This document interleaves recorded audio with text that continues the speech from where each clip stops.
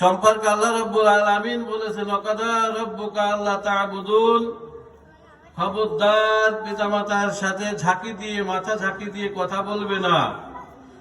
পিতামাতা হচ্ছে আসলে সন্তানের জন্য বড় পীর। সন্তানের জন্য বড় পীর কে? এটা সঠিক না বেঠিক বললাম আমি? দেখেন, আমরা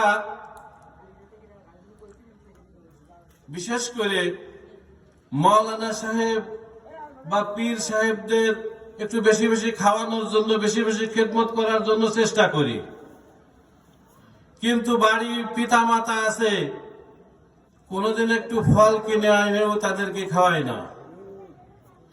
আল্লাহ রাব্বুল আলামিন বলতেছে, ও সন্তানেরা, আমার কাছে শুনে রাখো যে তোমার পিতা মাতাকে তুমি যদি সৎ ব্যবহার করো, তাহলে কোন পীরের দোয়া আমার দরবারে কবুল হতে নাও পারে, কোন পীরের দোয়াও কবুল না হতে পারে, কিন্তু তোমার মা বাবা যদি আমার কাছে তোমার জন্য হাত তুলে দোয়া করে, আমি রব্বুল আলামিন দোয়া না করে পারি না। বলেন সুবহানাল্লাহ।